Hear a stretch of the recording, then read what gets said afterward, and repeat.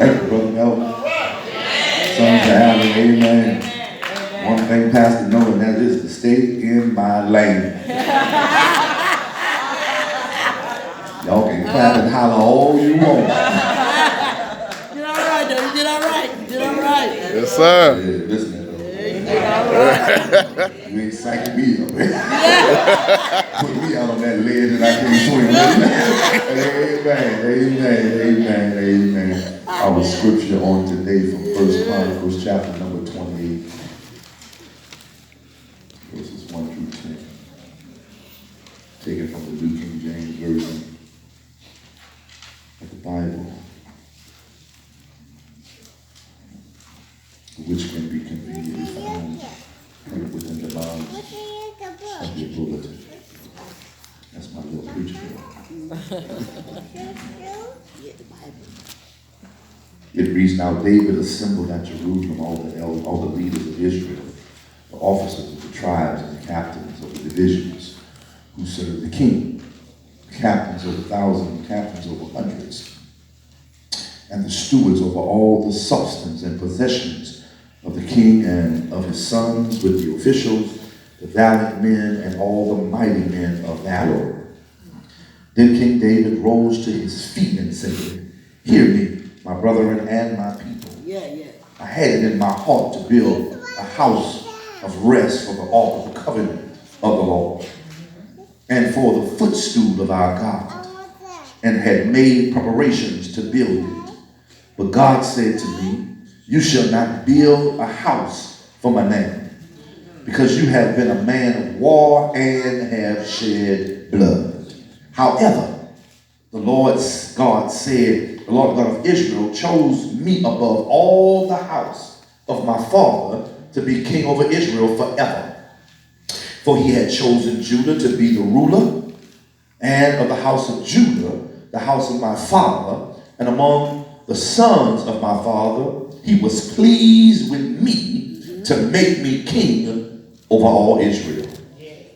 And of all my sons, for the Lord has given me many sons, he has chosen my son Solomon to sit on the throne of the kingdom of the Lord over Israel.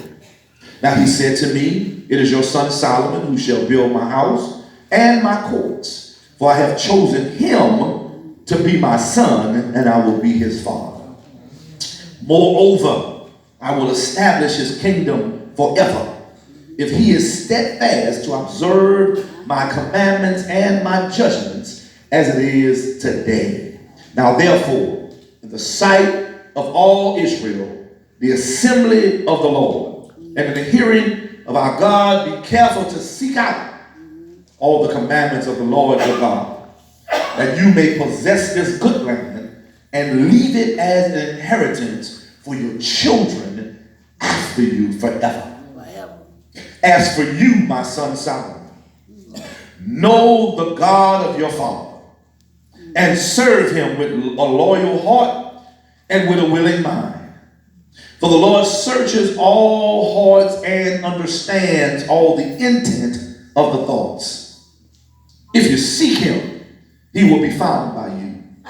But if you forsake him, he will cast you off forever. Consider now, for the Lord has chosen you to build a house for the sanctuary. Be strong and do it. Amen. Amen. We do pray in your private meditative moments that you would consider reading the chapter in its entirety. But on today, I'm going to ask that you would allow us to use verses 9 and 10 as the stage of our argument. Verses 9 and 10.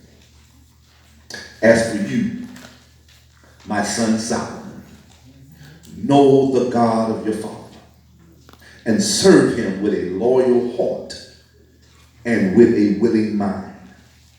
For the Lord searches all hearts and understands all the intent of the thoughts. If you seek him, he will be found by you. But if you forsake him, he will cast you off forever. Consider now, for the Lord has chosen you to build a house for the sanctuary. Be strong and do it. Amen. The heavens and earth shall both pass away, but the word of our God shall stand forever. Amen. If you would, on this Sunday morning, on this Sons of Allen Sunday morning, as you know, we try to preach something that can be relative to those who are leading us in our worship experience for the day. And since it's Sons of Allen Sunday, we want to talk from this thought. If you look to your neighbor and say, neighbor, you can be a champion. That's what we want to talk about just for a few more. We want to talk about championing your charge. Championing your charge. Championing your charge. Thank God for our ushers. Come on, give God a great big God bless you. Ushers on today. Thank God for our Sons of Allen choir. Amen. Our musicians. Give God a great big God bless you for yourselves. Come on, come on. When I was growing up here in the city of New Orleans, not far from here, we used to play basketball all around the city, sand-like basketball, and we played this pickup basketball. And with pickup basketball, what it is that you would walk on the court, and you would pick people to be on your team. Amen? And of course, when it was your turn to select your players on your team, you would always make sure that you picked persons you knew would help you to win the game. And it is without exception in every arena of sports that each team, from the front office to the drafting and to the trading of players, is all geared to achieve the ultimate goal of being crowned as the champions of their respected branch of sport. Am I right about it? Everyone desires to win. No one plays to lose. Come on, talk back to me here. And when we look at the Bible, when we look throughout the Bible, we find that the Christian life is likened to a race. Oh, you here today? All right. Do I have any Bible readers? First of all, in Ecclesiastes chapter number 9, verse 11, it says, I returned and saw under the sun that the race is not given to the swift. No, the battle to the strong, no bread to the wise, no riches to men of understanding, nor favor to men of skill, but time and chance happens to them all. It's likened to a race. Acts chapter number 20, verse 22 and 24, it says, and see now, I go bound in the spirit to Jerusalem, not knowing the things what will happen to me there, except that the Holy Spirit testifies in every city, saying that chains and tribulations await me. But none of these move me, nor do I count my life dear to myself, so I may finish my race with joy in the ministry which I received from the Lord Jesus to testify to the gospel of the grace of God. Hebrews. What does it say? Chapter 12, verse 1, it says, therefore, we also, since are surrounded by so great a cloud of witnesses, let us lay aside every weight and sin which so easily besets us, and let us run with endurance the race that is set before us. I wish I had somebody here. The Christian experience is likened to a race. Oh, y'all want to talk back to me in here? And every athlete knows that if you're going to engage in the game, or if you're going to engage in the activities of your sport, you have to first engage in training.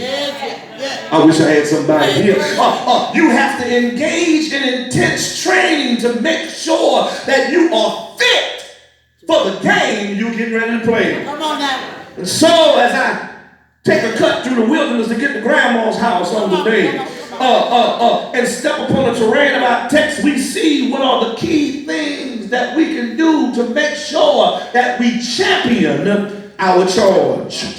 David here, my beloved, is at the twilight of his life. Come on now. His life is coming to an end. Come on. So David, being a frail old man, calls his subjects, his royal officers and captains, and he called them before him, and he brings all of those who are handling his possessions. And the Bible says that even in his frailty, he stood up out of his chair. Yeah. And he looked over those who served him, and he began to talk to them. He didn't call them servants, but he called them brother and my people.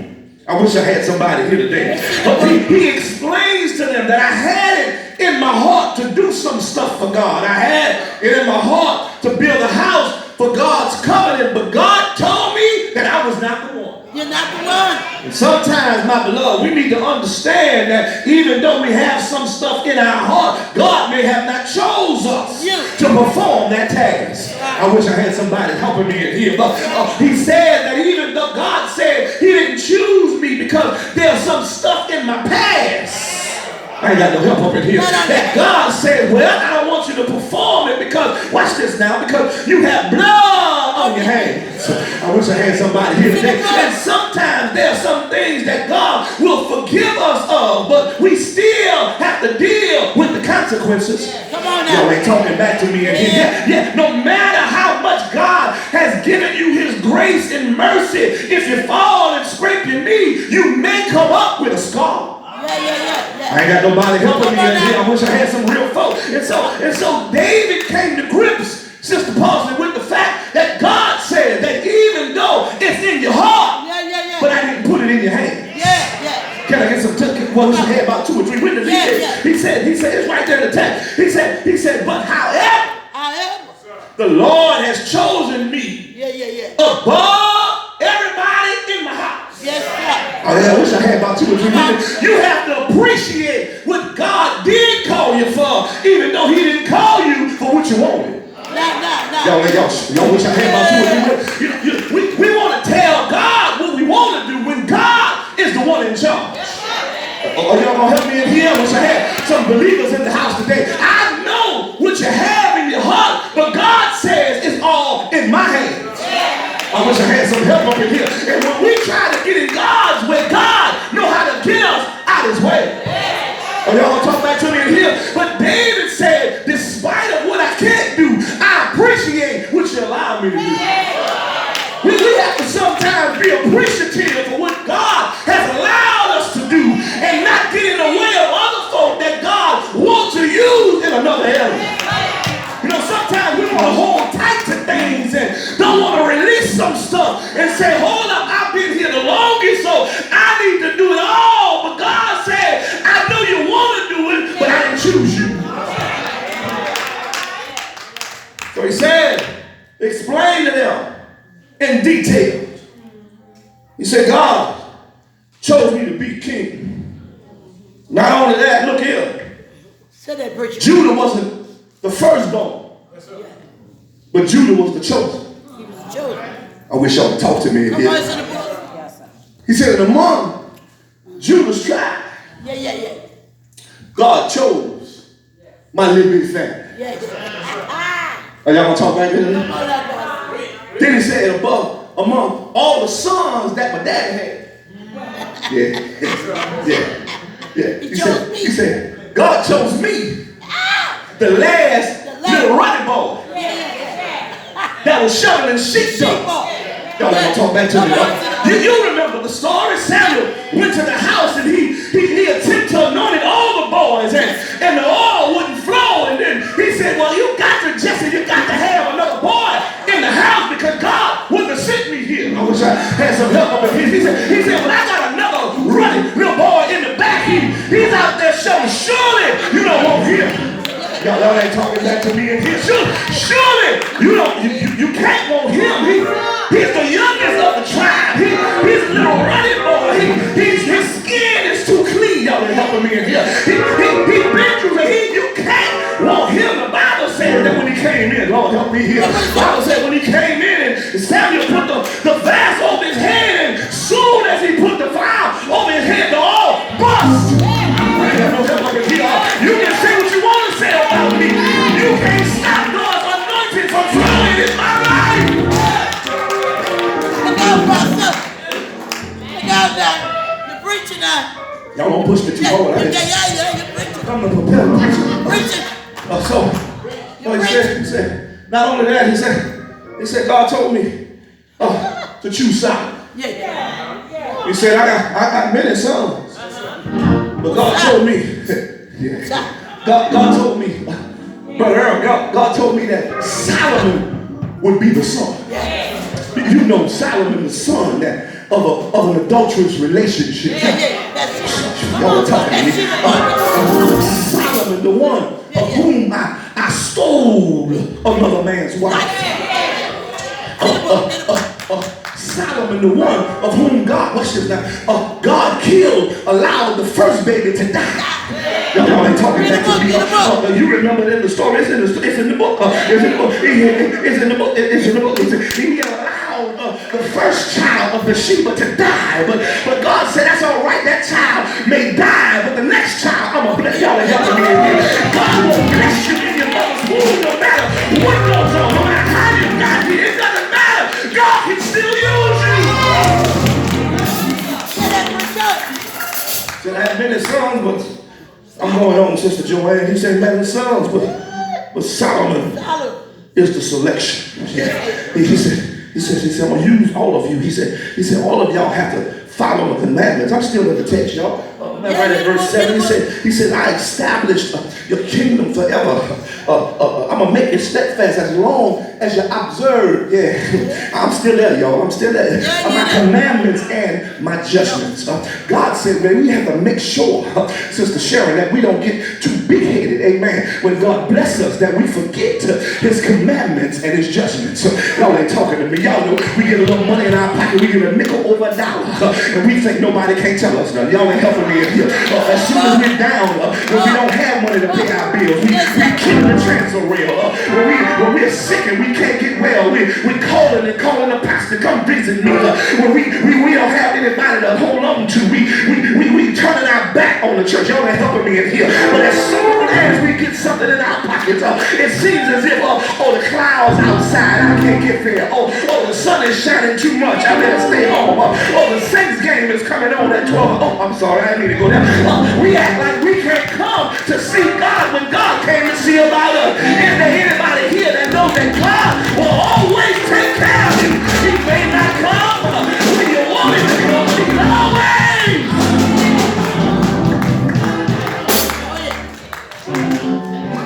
He says, verse 8, says, therefore, the Lord will take care of you.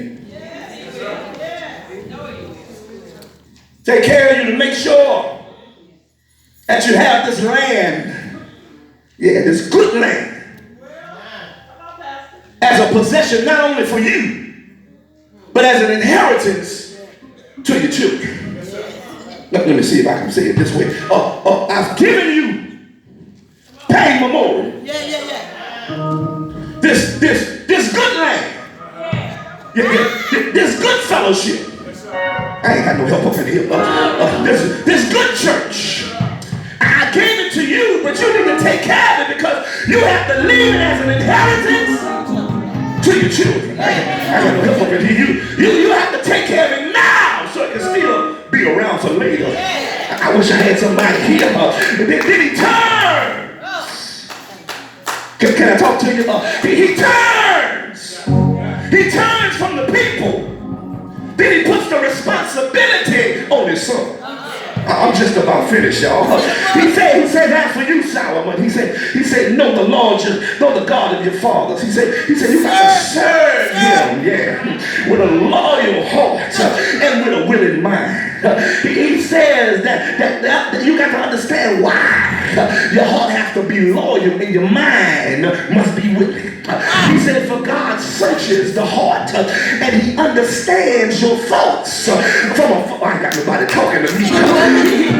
You got to seek God. You must seek him because when you seek God, he will be found by you.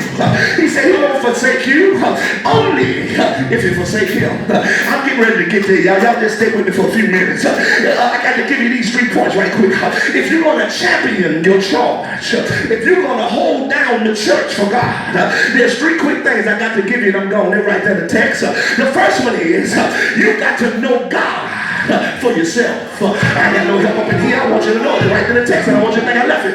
He says, as for you, Solomon, he says, know the God of your father. In other words, you can't go off of what your mama know. You can't go off of what your daddy know.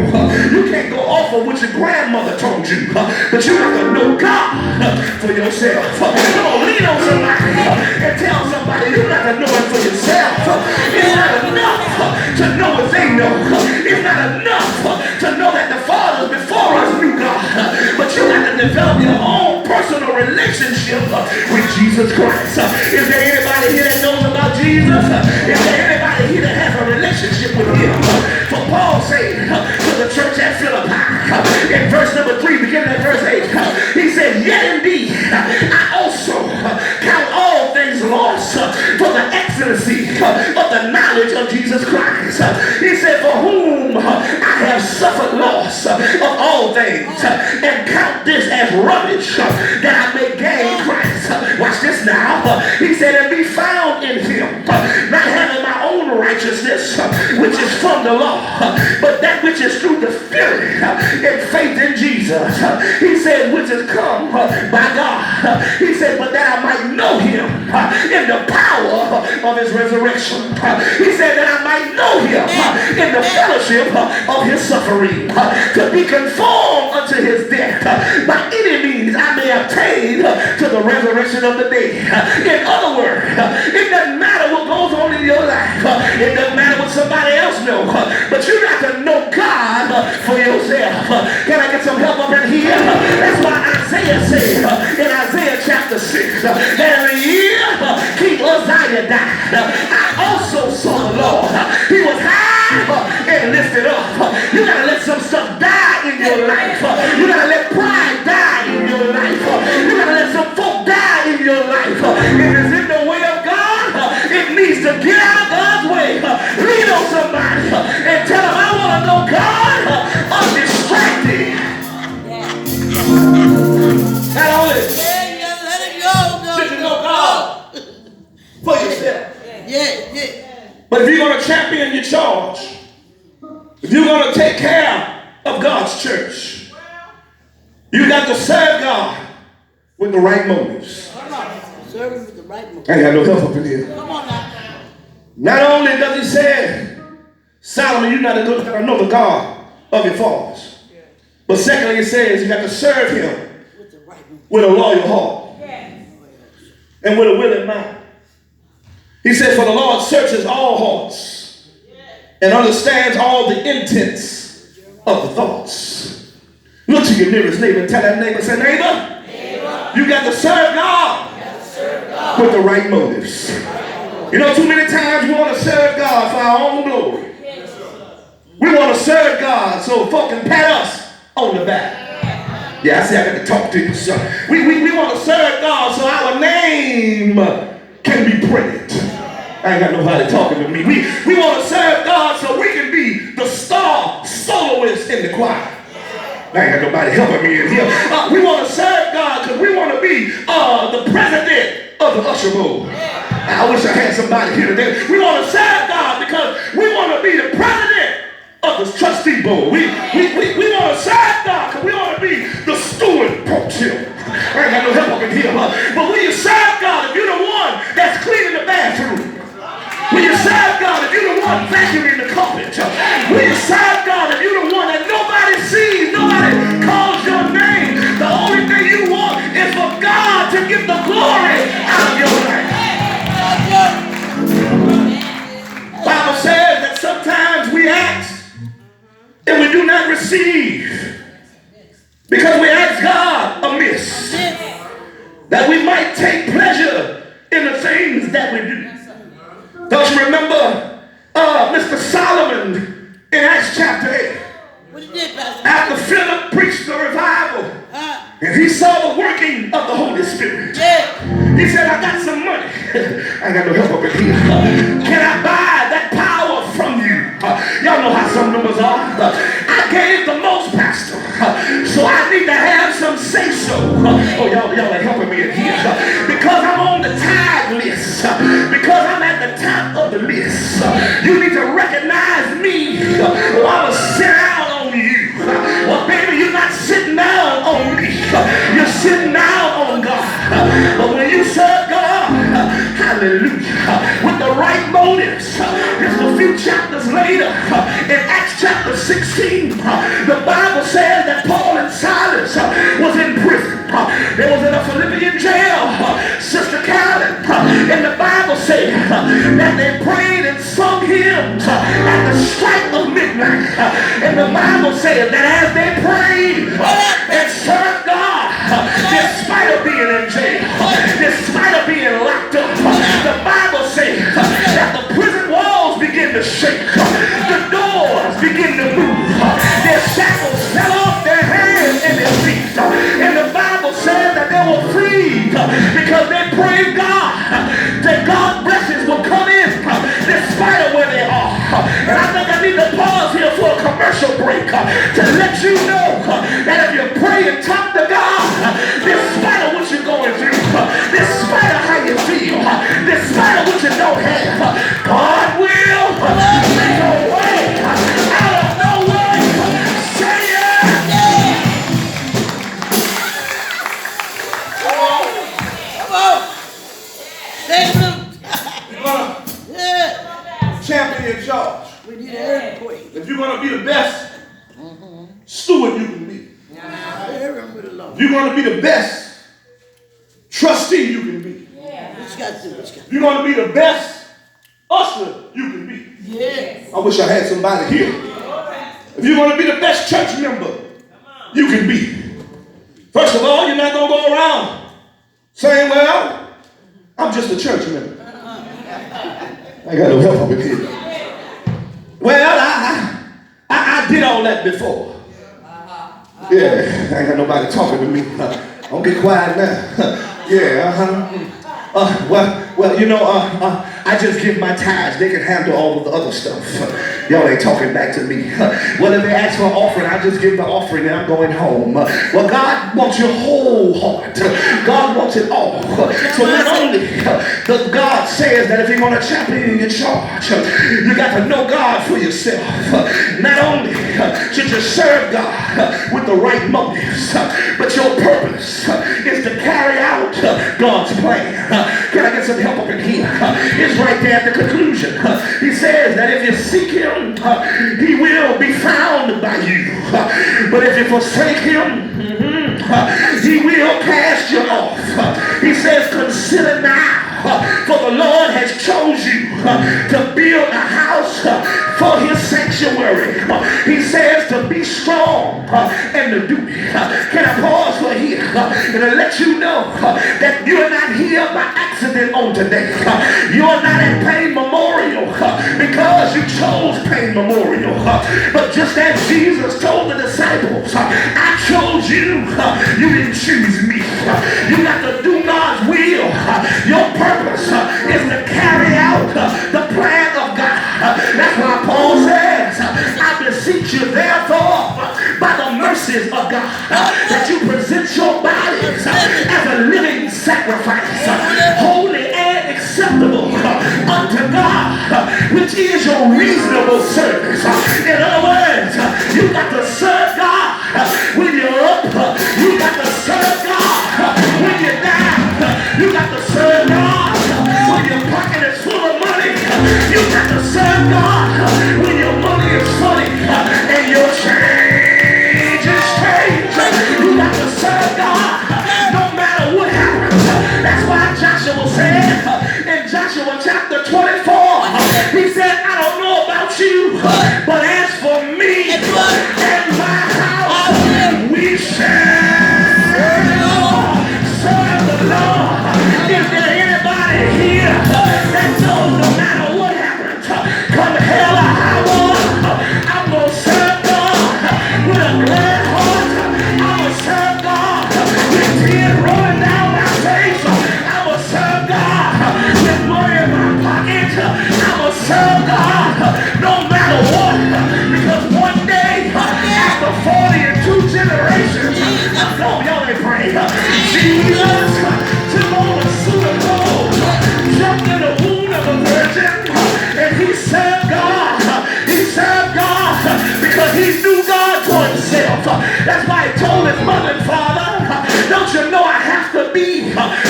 my Father's business. He said, I got to serve God with the right motives. Because when Satan came, Satan said you can turn these stones into bread. I got no help up in here. But he said that man shall not live by bread alone. Then he carried out the plan of God. Because they marched him from judgment hall to judgment hall. They marched him up that rugged hill called Golgotha. They put that old rugged cross on his shoulders. They nailed him in his hands. They nailed him in his feet.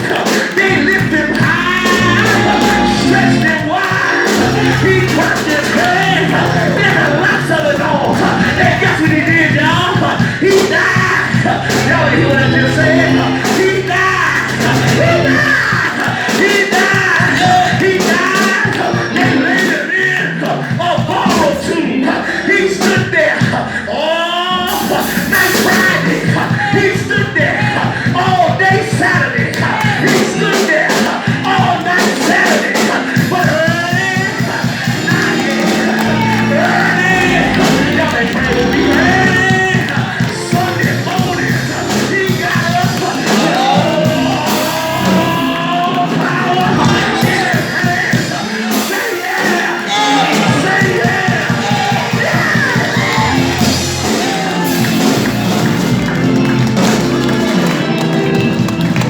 Oh yeah. Oh yeah. Championship. Champion. Get yours. Yeah. You got to know God For yourself. for yourself. Come on, preacher. Come on. You preach that. You can't go off a rule. Because you can have a bad case of mistaken identity. Yes, indeed. Jesus asked the disciples one day, who do men Say that I am. say that I am? Go ahead, preacher. Preach. Sister Ranks, he said, some say John the Baptist. What's the rest of it, Pastor? Sister Bessie said, some say Elijah. Then they just generalized it. Or maybe even one of the prophets. Who do you? Preach, But preacher. then he turned on the church. He said, I heard what you say about the folk outside the church. Y'all ain't talking to me.